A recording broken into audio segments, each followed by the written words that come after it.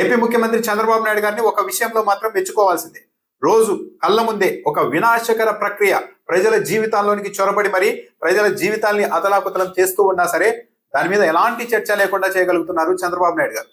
ఇతడి పేరు తాతకూడి చందు, దెందులూరు నియోజకవర్గం జనసేన పార్టీ అధికార ప్రతినిధి. ఈ ప్రెస్ మీట్ పెట్టింది కూడా నేను సొంతంగా పెట్టలేదు. జనసేన పార్టీ దెందులూరు నియోజకవర్గం ఇన్ఛార్జ్ ఘంటసాల వెంకటలక్ష్మి ఆదేశాలతోనే తాను ఈ ప్రెస్ మీట్ పెట్టానని కూడా జనసేన పార్టీ అధికార ప్రతినిధి చందు చెప్తున్నారు. దెందులూరు నియోజకవర్గంలో ఏకంగా 300 బెల్ట్ షాపులు నడుపుతూ ఉన్నారు. విచ్చలవిడిగా కూటమిలోని నాయకులే విచ్చలవిడిగా డబ్బు సంపాదించుకోవడం కోసం ఈ గ్రామాల్లో 300 బెల్ట్ షాపులు నడుపుతూ ఉన్నారు. అధికారులకు అనేక సార్లు ఫిర్యాదు చేసిన తూతు మంత్రంగా మాత్రమే చర్యలు ఉంటున్నాయి. ఈ బెల్ట్ షాపుల కారణంగా గ్రామీణ ప్రాంతాల్లో కూడా మహిళలకు విద్యార్థినులకు ఒక ప్రమాదం పొంచి ఉంది. ఈ మద్యం తాగి ఎవరు ఏం చేస్తారో కూడా తెలియని వాతావరణం గ్రామాల్లో తయారైంది. మేము అనేక సార్లు ఫిర్యాదులు చేశాం. గత నెలలో ఎక్సైజ్ అధికారులు దాడులు నిర్వహించి 81 బెల్ట్ షాపుల్ని గుర్తించాం. ఆ షాపుల నుంచి వేల కొద్ది బాటిళ్లను స్వాధీనం చేసుకున్నామని చెప్పారు. కానీ ఆ బెల్ట్ షాపులకు అందిన ఆ మద్యం ఏ లైసెన్స్డ్ షాపుల నుండి వచ్చింది మాత్రం చెప్పడం లేదు.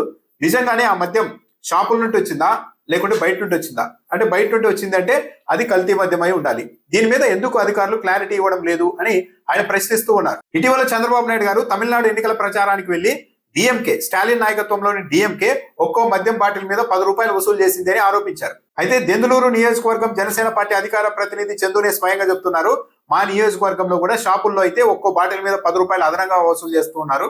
అదే బెల్ట్ షాపుల్లో అయితే ఇంకో 20 రూపాయలు అదనంగా వసూలు చేస్తున్నారు. బెల్ట్ షాపుల్లో మొత్తం మీద 30 రూపాయలు ఒక్కొరి మీద భారం పడుతోంది.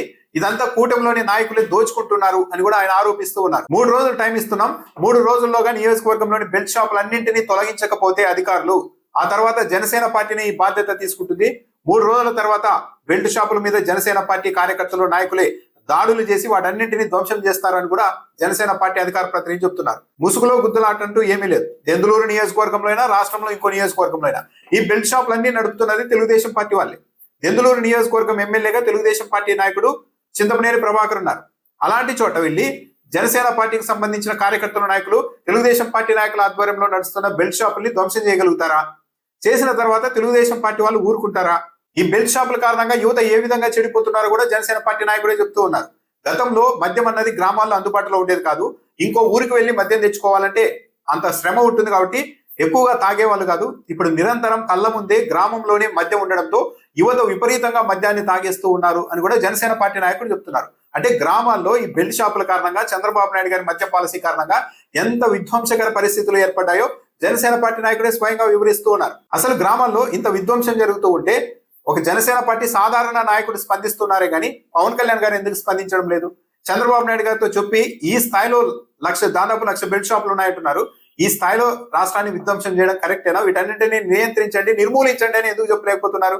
పవన్ కళ్యాణ్ మాట్లాడకపోవచ్చు. మాట్లాడింది జనసేన పార్టీ ఒక నియోజకవర్గ అధికార ప్రతినిధి అయి ఉండొచ్చు. కానీ అతడు క్షేత్ర స్థాయిలో తిరుగుతూ ఉంటారు కాబట్టి పరిస్థితి ఏ స్థాయిలో తీవ్రంగా ఉందో అతడికి అర్థమైంది. ఈ బెల్ట్ షాపుల కారణంగా సమాజం నాశనం అవుతున్న తీరు చూసి కూటమి పార్టీ నాయకులు కూడా తట్టుకోలేక బయటకు వచ్చి మాట్లాడుతూ ఉంటే చంద్రబాబు నాయుడు గారు, ప్రభుత్వ పెద్దలు, తెలుగుదేశం పార్టీ నాయకులు మాత్రం సమాజం వేరు, మేము వేరు, మేము దోచుకోవడానికే ఉన్నాం, అందుకే అధికారంలోకి వచ్చామన్నట్టుగా వ్యవహరిస్తున్నారు.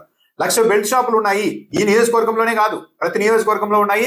పక్కనే తిరువూరు నియోజకవర్గానికి సంబంధించిన తెలుగుదేశం పార్టీ ఎమ్మెల్యే మా నియోజకవర్గంలో కూడా బెల్ట్ షాపులు ఉన్నాయని స్వయంగా చెప్పిన తర్వాత కూడా ఇప్పటి వరకు ఒక బెల్ట్ షాప్ మీద చంద్రబాబు నాయుడు గారి ప్రభుత్వం చర్యలు తీసుకోలేకపోయింది. తీసుకునే ఆలోచన కూడా చేయడం లేదు. కళ్ళ ముందే ఆర్గనైజ్డ్ గా వేల సంఖ్యలో బెల్ట్ షాపులు పెట్టి ఈ విధంగా తెలుగుదేశం పార్టీ నాయకులు సమాజం మీద పడి సంపాదించుకుంటూ ఉంటే రాష్ట్రంలో ఏమీ చేయలేని పరిస్థితి. చివరకు ప్రజలు కూడా ఎలాగో ఎన్నుకున్నాం, మనం చెప్పినంత మాత్రాన తెలుగుదేశం పార్టీ నాయకులు వెనక్కు తగ్గుతారా? మనం ప్రశ్నిస్తే తిరిగి దాడులు చేస్తారు కాబట్టి ఎలాగో ఓటేసి గెలిపించాం కాబట్టి ఇక ఈ 3 ఏళ్ళు కూడా భరించడం తప్ప మరో దారి లేదు అన్నట్టుగా రాష్ట్రంలో ప్రజానీకం కూడా మిగిలిపోయారు అంత నిస్సహాయంగా.